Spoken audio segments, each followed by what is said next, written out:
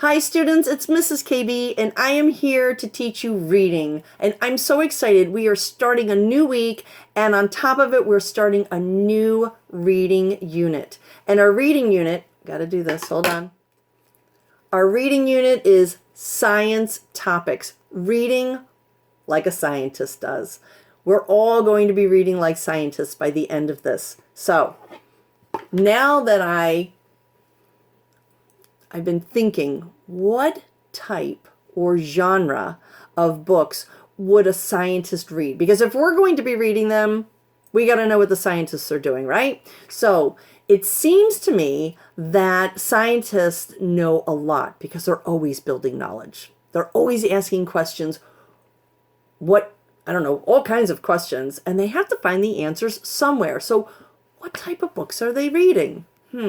There's so many excellent books out there to read. Here's an excellent book. My kids will tell you that they love this one. Bear Snores On. Great book. All about bears. And of course, good old George Washington, first president of these United States. Then there is, got to put the hat on first. Okay. The story, The Hat. Love the inside of this, all the illustrations and the hidden pictures. This is a great book. I bet you scientists like this one. Oops. And then there is The Story of Babar, the little elephant. And who doesn't like an encyclopedia? This one is of the United States. So these are all great books. And I'm just wondering, what book would a scientist read? So I'm thinking about that, and right away, what is it that scientists study? They study, dinosaurs. Thank you. And they study plants. Not dinosaurs eating the plant. And they study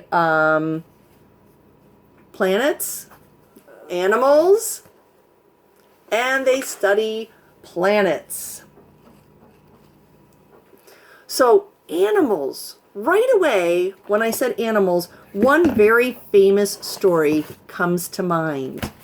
And that is the story of the Three Little Pigs. That story is so great. And it starts off with once upon a time. It's once upon a time there were three little pigs. They packed their bags and gave their mom a kiss goodbye, waved as they traveled down the road onto their own new lives. Little did they know that a wolf was waiting around the bend for them. Now that is a really great story. It has animals,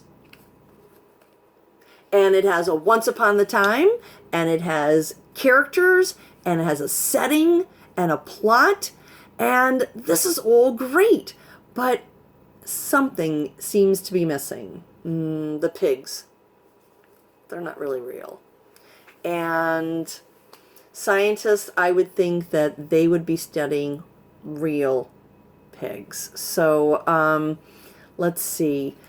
So real animals, not once upon a time, and the character and the setting, that all adds up to a folktale. And a folktale is fiction, which is fake. And scientists won't go for that, so that's not going to work. But here's another one of my favorites. This one here, if I remember correctly, this has to do with a family traveling across the country and all the adventures. So now that's real. That's real. Look at the picture. Look at the nature.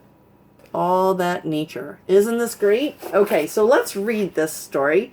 And it begins with one day. Aha! We don't have a once upon a time. We have a one day. One day, when Paul Bunyan was out clearing a road through the forest of Kentucky, a great pounding began to shake the earth. Earth. See? That's also real. Very good. Looking around, Paul discovered an enormous hole in the side of a hill. You got some geography in there. The lumberjack pulled up an acre of dry cane and fashioned a torch to light his way. Paul climbed inside the hole and followed the sound underground for miles until he came to a large cavern glistening with crystals. Well, crystals, those are rocks, and that is science. Excellent! By the flickering of the light of the torch, he saw a gigantic woman banging an enormous pickaxe against the wall. It was love at first sight. Okay, that's adding a little extra to the story. I don't know how true that might be, but, oh, look at this. I tagged this picture because, isn't this great? All right, and the story reads, Paul Bunyan had no idea he had placed his daughter on Babe, and he had led them right to Niagara River in Canada. Wait a minute. Niagara River. I always know Niagara something else. The gargantuan father scooped out a huge hole in the middle of the river bend.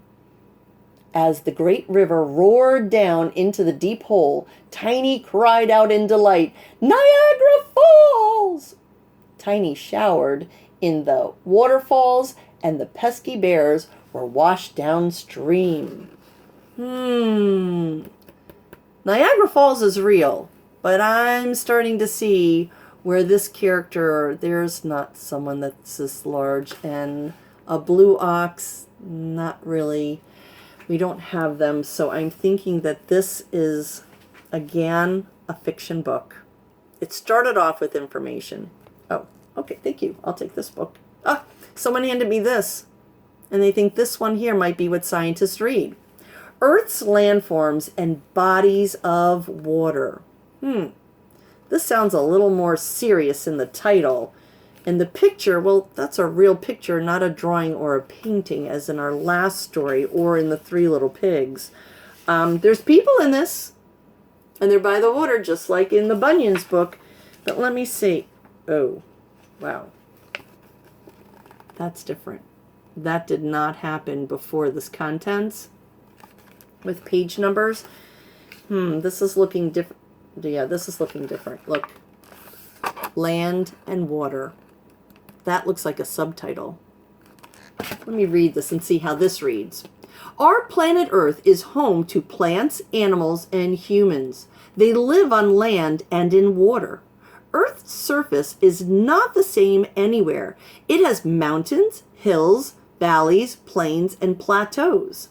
These shapes on Earth's surface are called landforms.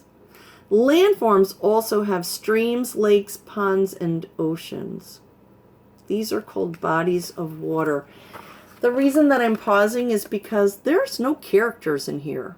And it doesn't start with once upon a time. And although it does talk about landforms, as it did in the Paul Bunyan story, this one sounds very grown up and very real. So to me, I'm thinking this one here could be what we call nonfiction. It's not fake. And you know what? Right here is a little caption on the side. And this caption is about this picture. And again, this is a picture, not a painting, not cartoon people, not animals dressed up, walking off to build their houses.